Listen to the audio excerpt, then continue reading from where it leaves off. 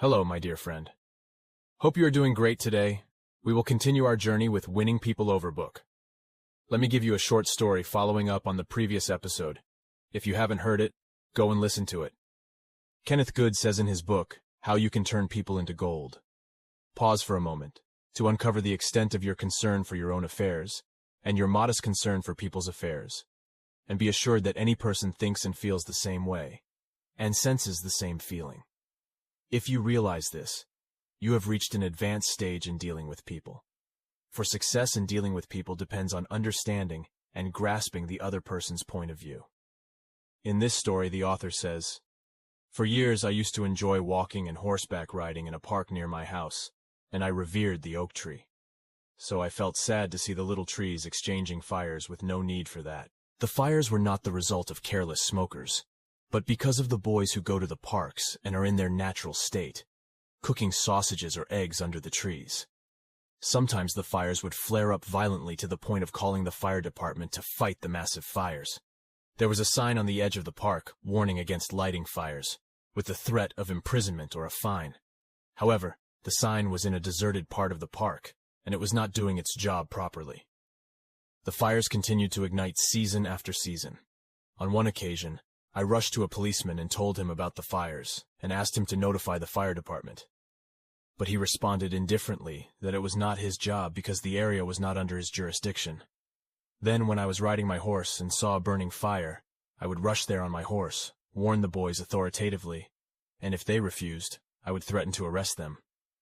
I would vent my charged emotions, appointing myself as the protector of property without considering the boys' point of view. Once I engaged the boys, saying, Did you boys enjoy yourselves? What are you going to cook for dinner? I loved to light fires when I was little, and I still love it. But you know how dangerous it is in the park. I know you don't want to cause any harm. There are other boys who see the fire you light and ignite other fires, and they don't extinguish them when they leave for their homes, and the fires consume the dry leaves and lush trees. We won't have these beautiful trees if we don't take care of them. It's possible to throw you in jail for lighting fires, but I don't want that. I want you to enjoy your time, but how about moving these branches away from the fire and putting some soil on the fire before you leave for your homes? Next time, if you want to have fun, would you please light the fire on the hill in a sandy pit? No harm will happen there. Thank you, boys. Enjoy your time. It was a significant difference this kind of talk made, and what a difference in impact it had. It made the boys cooperate without grumbling or distress, and they were not forced or compelled to obey orders. They felt better, and I felt relieved because I handled the situation taking their point of view into consideration. And now let's start with our new episode. Grab your coffee and let's dive in.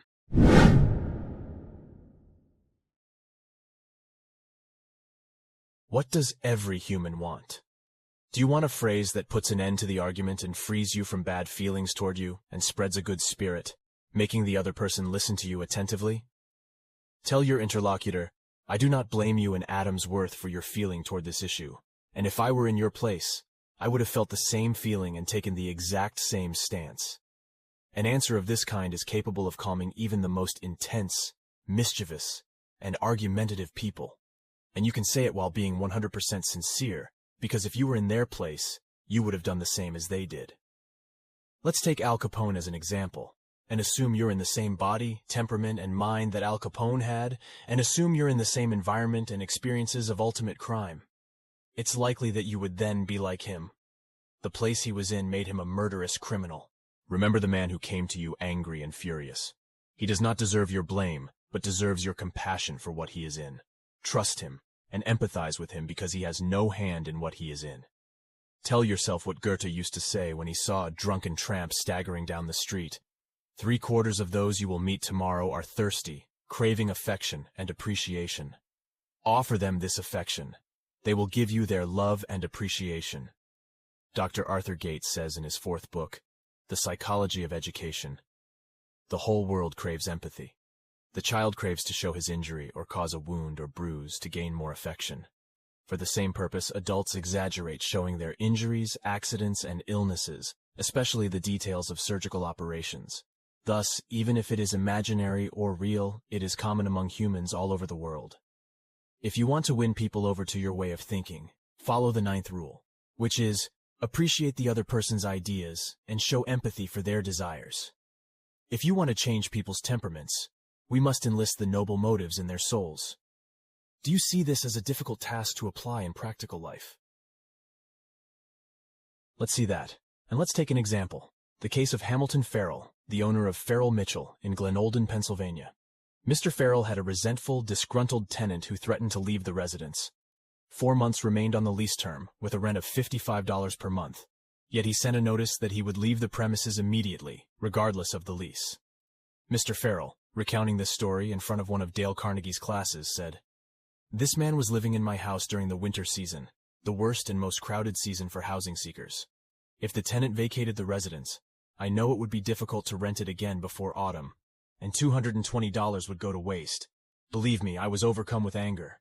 It was likely that I would grab this tenant by the collar and advise him to read the lease agreement again, and it was possible to make him understand that if he left the premises, he would have to pay the full remaining rent amount.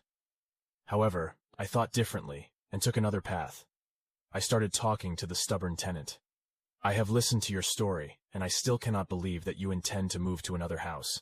From my experience with people, I see that you are a man who keeps his word, and in fact, I am sure of that and willing to bet on it.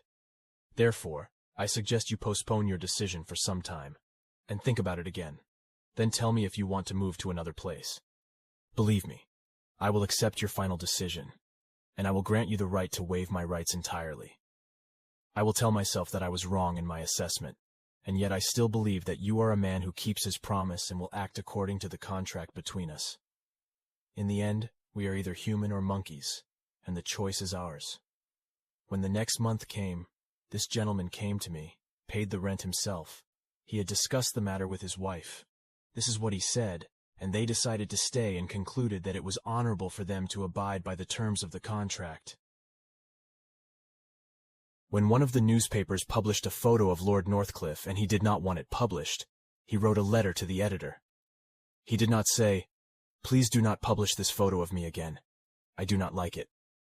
Instead, he appealed to a noble human motive, a child's love for their mother. He said to them, "Please do not publish this photo of me again, for my mother does not like it." When John Rockefeller wanted to prevent newspapers from taking photos of his children, he also appealed to a noble motive. He did not say, "I do not want those photos published." Instead, he appealed to the desire we all share to avoid harming young children, saying, "You all have children, and some of you have children, and you know it is not advisable for young children to receive such great fame." Here is a story told by James Thomas, a former student of Dale Carnegie. 6 agents of a car company refused to pay their outstanding bills, arguing that the company had broken one of its commitments and that some expenses were incorrect.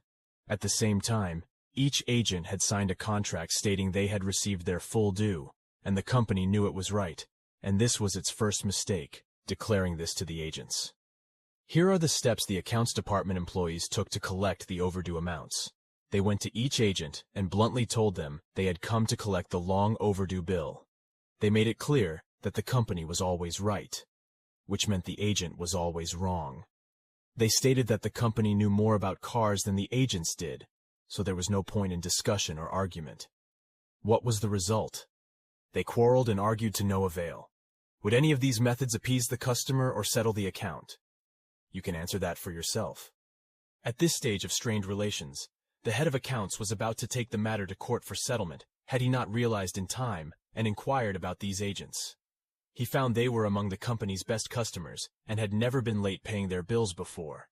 He realized there was something serious regarding bill collection, so he summoned me and asked me to collect the accounts from these agents. Here are the steps Thomas took. He said, "My visit to each agent was similar. I knew the bill was completely correct, but I did not say that. I explained my visits were to discover the disconnect between the company and the agents, and to restore the good relationship. I made it clear I had no opinion to offer, and listened carefully to the agent, assuring them the company did not dismiss their claim as invalid. I made them understand that in our view, the car they bought came first, and they knew more about their car than anyone else. They were the sole authority on the matter. I listened attentively and expressed sympathy for their viewpoint.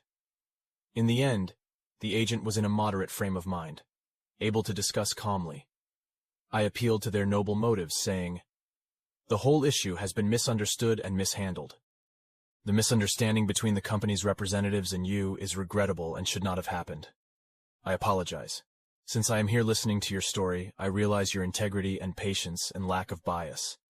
I implore you to do something for me, something only you can do better than anyone else. Here is your bill. I trust you. I ask you to determine the amount as if you were the company manager. I will leave it entirely to you, and your word will be carried out."